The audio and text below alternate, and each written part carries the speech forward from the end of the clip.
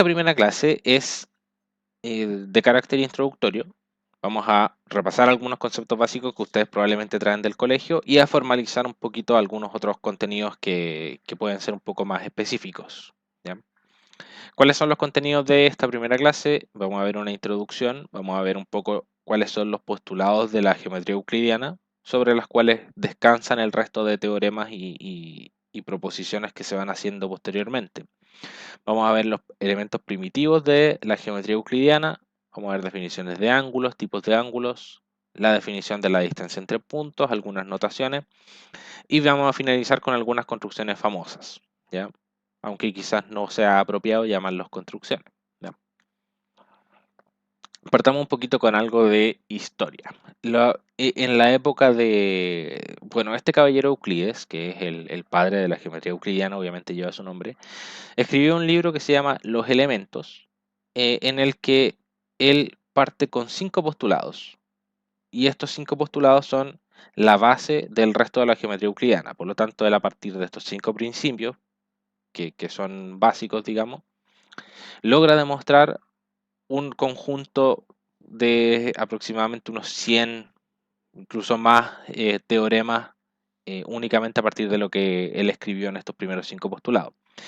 Entonces él va desde lo particular, que vendrían siendo estos 5 postulados, a partir de elementos súper primitivos, y con ello va a poder demostrar teoremas mucho más generales, ¿ya? Como por ejemplo el teorema de Euclides, ¿ya? ¿Cuáles son estos postulados? El primero dice, es posible trazar una línea recta desde un punto a cualquier otro punto cualquiera, ¿ya? O sea, se puede trazar una recta desde un punto hasta cualquier otro. Aquí hay algo que recalcar, que es que él no define el concepto de punto antes de utilizarlo, ¿ya? El concepto de punto no está definido dentro de la geometría, puesto que se considera que es una entidad primitiva, ¿ya? Muchos autores han definido el punto como aquello que no tiene dimensión, ya es eh, digamos, una posición en el espacio que no tiene ninguna dimensión. No es posible representar un punto con un punto, literalmente, sino que uno representa un punto con un círculo o alguna cosa de ese estilo que tiene alguna especie de dimensión, ¿ya? Pero esas son algunas definiciones que se utilizan normalmente. Segundo postulado, es posible prolongar de manera ilimitada una línea recta limitada, ¿ya? O sea, yo puedo tomar una línea recta que esté limitada y extenderla de forma ilimitada. Es posible describir un círculo para cada centro y cada radio. ¿Ya? Esto es lo que hace uno con el compás. Uno se sitúa en un centro y con el radio puede describir un círculo.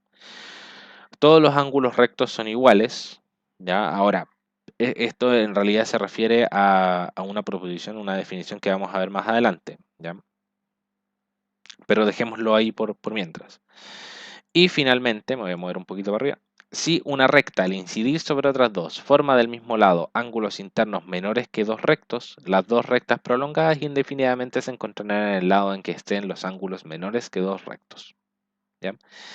Este quinto postulado no tratemos de entenderlo por ahora porque en realidad es únicamente una suerte de introducción y vamos a ir viendo los conceptos paso a paso, definiéndolos ya no tanto como Euclides, sino que un poco más prácticos y aplicados, ¿ya?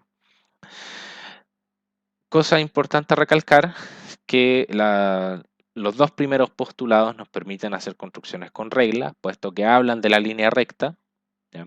Nosotros las líneas rectas las trazamos con regla. Y el tercer postulado nos permite describir los trabajos con compás, ¿ya? Puesto que, como les dije anteriormente, define el círculo con un centro y un radio, que es justamente lo que nosotros hacemos con el compás. Estas son dos herramientas que son fundamentales que nosotros tengamos. Si es que ustedes quieren, pueden hacer obviamente sus construcciones en papel, pero también les puede servir utilizar cualquier programa de dibujo que tenga las herramientas de trazar líneas y de trazar círculos. ¿Ya? Cualquier herramienta de dibujo que tenga esas condiciones puede servirle a ustedes para poder hacer sus construcciones dentro del curso, ¿ya? Salvo el dibujo Paint. Ya ese programa no lo recomiendo porque queda todo dentro del mismo dibujo, hay que borrar prácticamente con goma todo. No es recomendable para esta parte del curso. Entonces vamos ahora a los elementos primitivos. Únicamente con estos 5 postulados, Euclides logra demostrar cientos de teoremas. En este curso revisaremos únicamente algunos de estos, los que nos sirven para la construcción geométrica y por lo tanto para el dibujo técnico. Los elementos primitivos son puntos, rectas y la pertenencia de un punto sobre una recta. Ya estos tres conceptos son elementos primitivos que no tienen prácticamente una definición, ¿ya? Sino que se dan por existentes. Entonces, para C, A y B vendrían siendo puntos, que nosotros los representaríamos con estos círculos negros. L vendría siendo una recta, ¿ya? Que uno podría describirlo como un conjunto de puntos, conjunto infinito de puntos.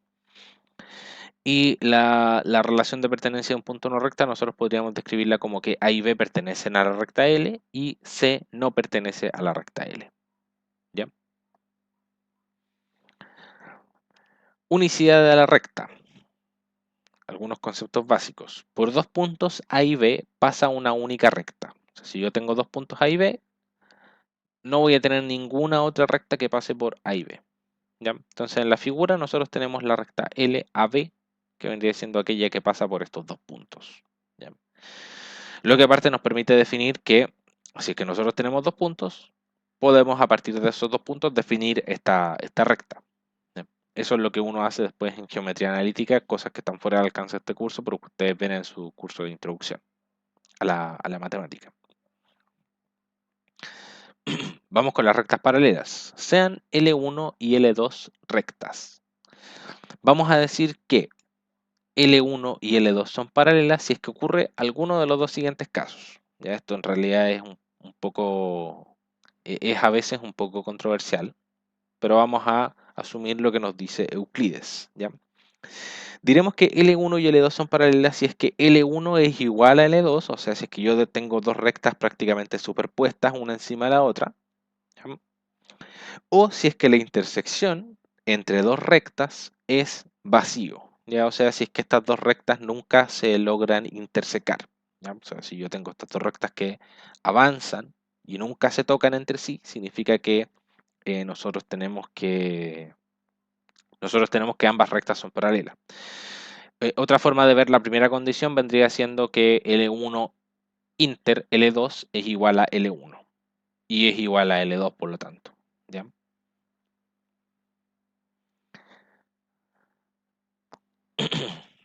Pasemos entonces ahora al axioma de Euclides, que también tiene que ver con rectas paralelas. Sea P un punto, ¿ya? L una recta, tal que P pertenece a L. Perdón, tal que P no pertenece a L. ¿Ya? O sea, P está fuera de los límites de esta recta L. No pertenece a ninguno de los puntos que pertenecen a esta recta. Existe una única recta T, tal que T es paralela con L y P pertenece a T. ¿Ya? O sea, yo no puedo tener ninguna otra recta que pase por P y que nunca toque a L. Si es que yo intento, por ese motivo, construir una recta que pase por P, que sea diferente a T, necesariamente voy a estar intersectando a L en algún momento. Si yo trato de hacerla lo más pegada a T, lo más parecida a T, en algún momento eventualmente esta recta va a chocar con la recta L. ¿Ya? Este axioma ha sido muy controversial ya que se consideraba que no era un axioma sino un teorema. ¿Ya? ¿Cuál es la diferencia? Que el teorema se puede demostrar a partir de los axiomas, ya que no que yo a partir de los principios de la matemática, a partir de los principios de la geometría, yo puedo demostrarlo. ¿Ya? Sin embargo, en los años cercanos a 1900 se demostró que sí era un axioma, pero también, junto con esta demostración, se dio paso a la geometría no-euclidiana, es decir, esta condición de que existe una única recta T, tal que T sea paralela con L y P pertenece a T, es una condición necesaria para nosotros poder definir todo el resto de teoremas de la teoría de Euclides, Y si es que esta condición no se cumple, entonces nosotros estaríamos pasando a un tipo de geometría no euclidiana, ¿ya? En general aquí dice se dio paso a la geometría no euclidiana, pero en realidad nosotros tenemos diversos tipos de geometrías no euclidianas, ¿ya? Una de ellas es la geometría hiperbólica. Si ustedes se pueden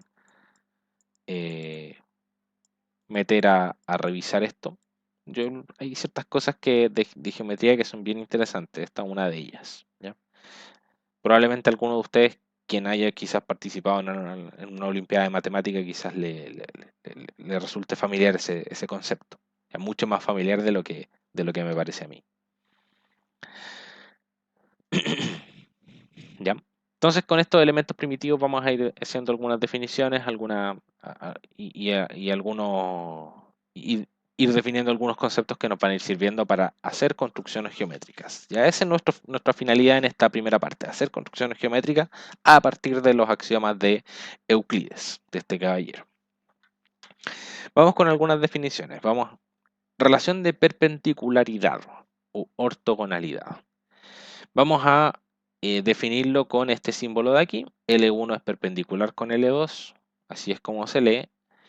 Si es que L1 es perpendicular con L2, significa que L1 inter L2 es diferente que el vacío, ¿cierto? Porque estas dos rectas se intersectan en algún punto, y justamente ese punto es en el que son perpendiculares, ¿ya? Si P es un punto y L1 es una recta, entonces existe una única recta L2, tal que P pertenece a L2 y L2 es perpendicular a L1, ¿ya? Esto es más o menos parecido, esta definición se deriva un poco del axioma de Euclides, ¿ya?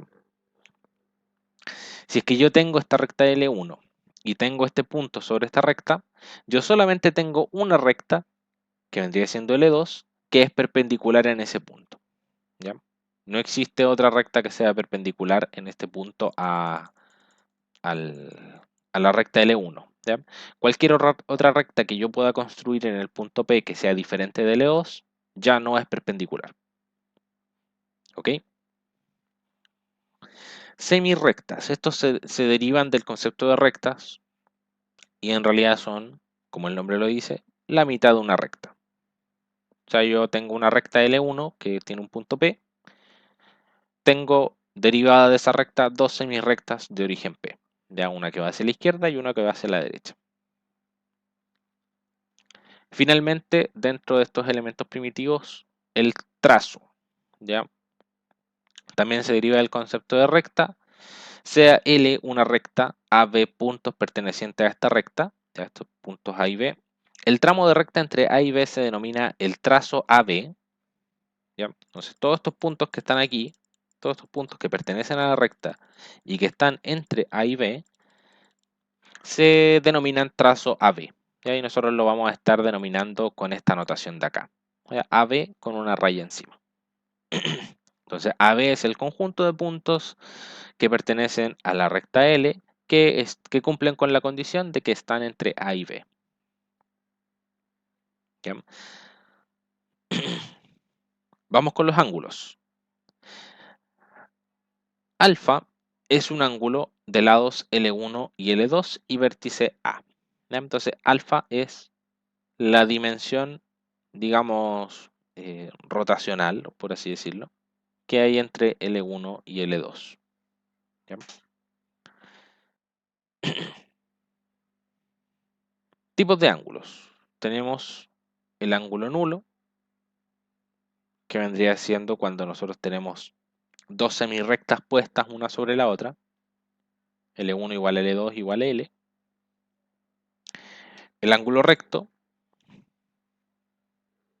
en el que nosotros tenemos cuatro ángulos que son iguales. ¿Ya? O sea, si es que nosotros dividimos, o sea, si es que nosotros hacemos pasar L1 con L2 de forma tal que los cuatro ángulos que se generen sean los cuatro iguales, entonces nosotros sí significa que estamos generando un ángulo recto entre ellas, entre estas dos rectas. ¿Ya? El ángulo típico que nosotros le denominamos el ángulo de 90 grados. ¿Ya? ¿Por qué no he hablado del ángulo de 90 grados, entre comillas, y estamos hablando del ángulo recto? Porque la medición de los ángulos todavía no es un problema que no es nuestro problema por el momento, ¿ya? O sea, nosotros solamente estamos, por ahora, interesados en definir conceptos y en definir algunas propiedades a partir de los conceptos que se van definiendo, ¿ya? Entonces, por ahora llamaremos a este ángulo recto. Después tenemos el ángulo extendido, que es el ángulo abierto, digamos, en el que estas dos semirrectas están opuestas, L1 y L2 están opuestas al punto A, y el ángulo completo en el que nosotros tenemos estas dos semirrectas nuevamente una encima de la otra, pero estaríamos considerando el ángulo que se genera en el otro sentido, ¿ya? Todo esto parece muy abstracto, pero después lo vamos a ir aterrizando a construcciones geométricas y por lo tanto toda esta maraña de conceptos van a ir resultando más útiles. Ya, para medir la distancia entre dos puntos se usan los números, ya números reales, números naturales, en general los números reales, ¿ya? Siendo A y B dos puntos, la distancia entre A y B lo vamos a denotar como D, paréntesis, A, B. ¿Ya? Esta se mide sobre la recta que pasa por ellos, ¿ya? La distancia es una distancia medida como si nosotros estuviésemos tomando una regla y la estuviésemos colocando desde el punto A hasta el punto B, ¿ya? Eso vendría denotando la distancia entre dos puntos, del punto A y el punto B.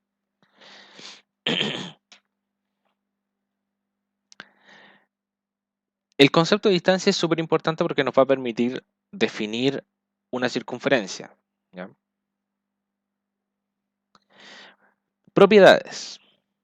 En principio, o sea, siempre, desde aquí hasta que ustedes terminen su carrera y hasta que ustedes se pongan a trabajar, esto que ustedes probablemente se retiren y así sucesivamente, la distancia entre dos puntos A y B tiene que ser mayor o igual a 0. ¿Ya? Aquí falta el igual. Lo voy a colocar en la diapositiva cuando se la suba. La distancia entre dos puntos tiene que ser mayor o igual a 0. Tiene que ser un número positivo o el 0. Si es que la distancia entre dos puntos es 0, significa que A es el mismo punto que B. O sea, están situados en la misma posición. Tercer principio, la desigualdad triangular. Sean tres puntos A, B y C, se cumple que si yo tomo la distancia entre A y B y le sumo la distancia entre B y C, estas dos sumas tienen que ser mayor, esta suma tiene que ser mayor o igual a la distancia entre A y C. Ya este es un principio súper básico de la geometría euclidiana y ustedes probablemente también lo han visto en la geometría vectorial. Ya si yo tomo un vector desde aquí hasta allá, más el vector desde aquí hasta allá, la suma de esos dos me resulta en este vector que está aquí, ¿ya?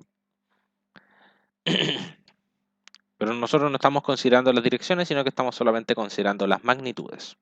La magnitud de este vector más la magnitud de este otro vector es mayor o igual a la magnitud del vector resultante. Esta desigualdad triangular después nosotros lo vamos a colocar en números, digamos, con el teorema de Pitágoras. Entonces, ya les había adelantado un poquito esto. La distancia entre puntos nos permite definir la circunferencia. ¿Por qué? La circunferencia va a ser el primer lugar geométrico que nosotros vamos a definir, ¿ya? O sea, ese está de más. La circunferencia es el lugar geométrico de los puntos que se encuentran a una distancia de un punto determinado, ¿ya? Este punto determinado nosotros lo vamos a denominar como el centro, ¿ya?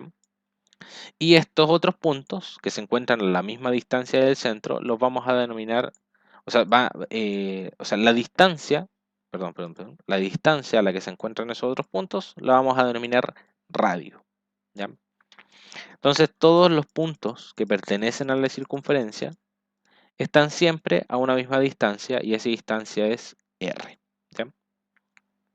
Por lo tanto, nosotros podemos decir que la circunferencia, este es el símbolo para circunferencia, de centro O, aquí está el centro, y radio R, es el lugar geométrico de los puntos P, tales que D, la distancia, perdón, entre O y P sea igual a R. ¿Sí?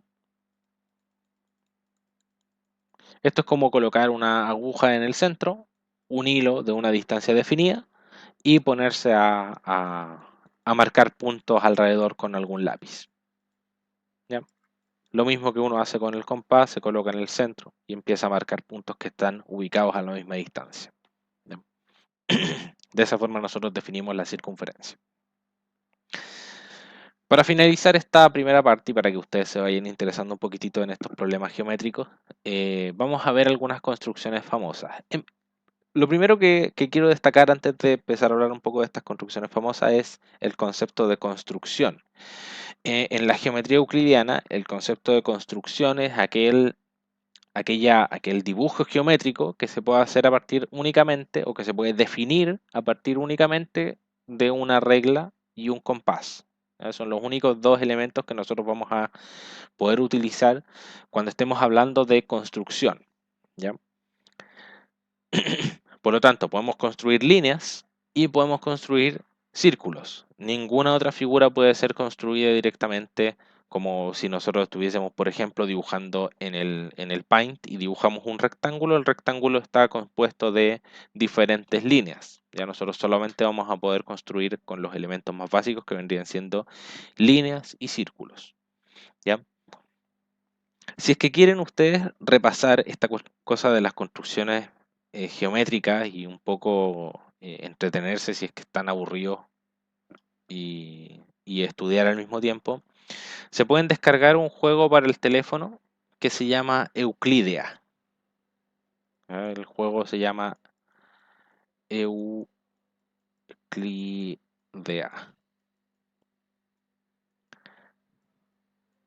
Este juego tiene un montón de construcciones que ustedes pueden ir haciendo, que no necesariamente, o sea, como que les dan puntaje extra cuando los hacen solamente con regla y compás, ¿ya? O sea, solamente utilizando líneas y círculos. ¿Ya? Es posible que quizás alguna de las pruebas que hagamos en el curso se saquen de este jueguito, así que les recomiendo que lo descarguen. ¿Ya? Es un juego bien, bien interesante.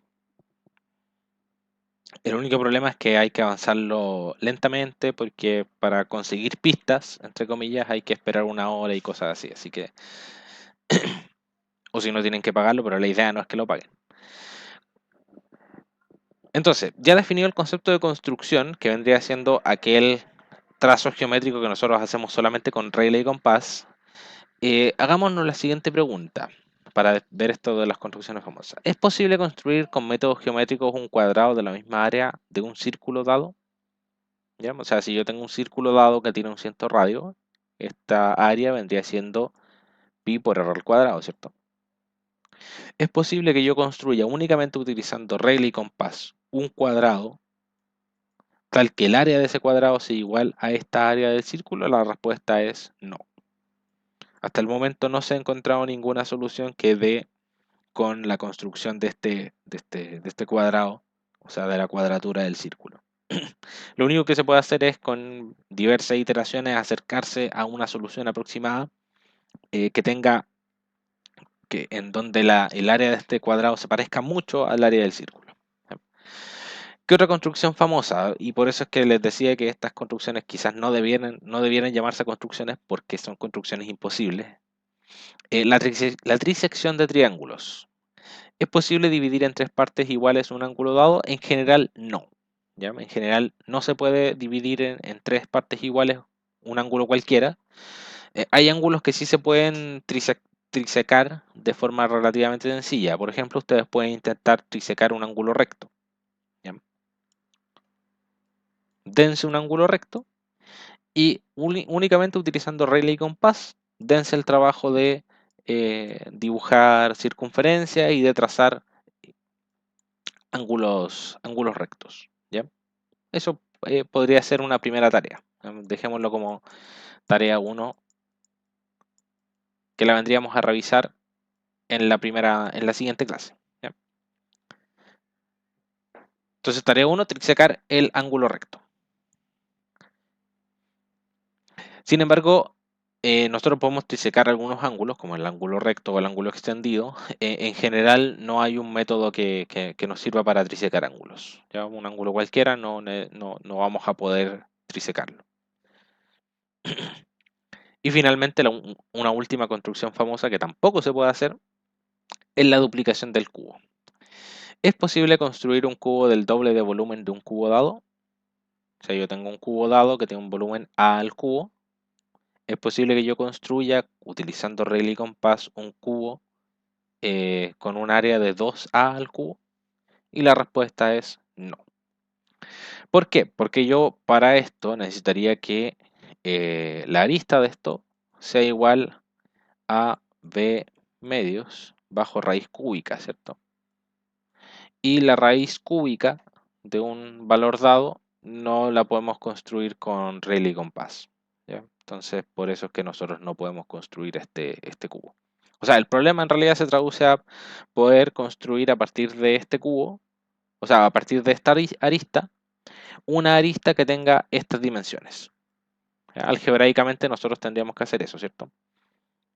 Pero solamente utilizando regla y compás, y cuando hablo de utilizar una regla, me estoy refiriendo a una regla que no está graduada, no es una regla que tenga 1 centímetro, 2 centímetros, 3 centímetros, sino que es únicamente un trozo de madera que está recto. ¿Ya? A eso me refiero cuando estamos hablando de construcciones con regla. ¿Ya? Entonces eso es imposible. Estas tres construcciones son famosas porque son imposibles de realizar.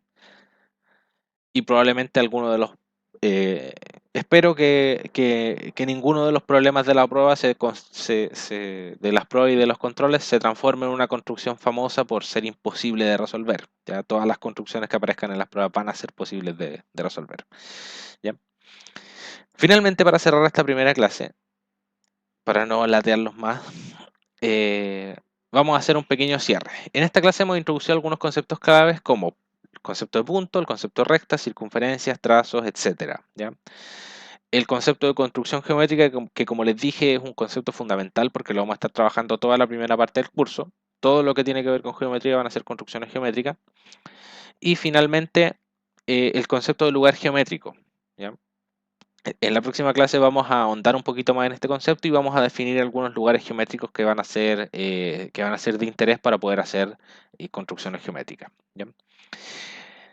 Como les dije, en la próxima clase retomamos algunos de estos conceptos para poder empezar a realizar construcciones. Mientras tanto, ¿qué cosas les voy a solicitar? En primer lugar, que trabajen en la tarea y un par de herramientas que quizás les puedan ayudar a resolver la tarea. Lo primero, instalen el GeoGebra. Es un programa, no es obligatorio instalarlo, pero obviamente les va a permitir entregar tareas o trabajos de manera mucho más ordenada, porque es un programa que está hecho para hacer dibujos geométricos y cosas así. ¿Ya? Entonces, instalen el GeoGebra o bien, si es que no quieren instalarlo, tiene una aplicación online. ¿Ya? Ustedes pueden utilizar esa aplicación. De hecho, creo que también tiene una aplicación para el teléfono. Casi todo lo del curso lo pueden hacer desde el teléfono también. Y instalar AutoCAD. Para esto todavía tenemos tiempo, pero la idea es que mientras antes nos vayamos metiendo en esta cosa del AutoCAD, más fácil se les va a hacer después poder estudiar. ¿Ya? Entonces, les voy a subir un instructivo para que puedan ustedes descargar el AutoCAD instalándolo con licencia educacional. ¿Ya? No lo descarguen con licencias ilegales. ¿Ya? Eso. Entonces nos vemos en la próxima clase y como les dije antes, planifíquense bien, sobre todo para las clases que van a ser en vivo, que de partida, o sea, como punto de partida serían las clases de ejercicios. Esas clases van a ser, voy a tratar de hacerlas en este mismo formato, en el formato de que yo estoy en mi casa, ustedes están en su casa, pero de forma un poco más interactiva. Ya, eso. Cuídense mucho, nos vemos entonces en la próxima clase. ¿Ya?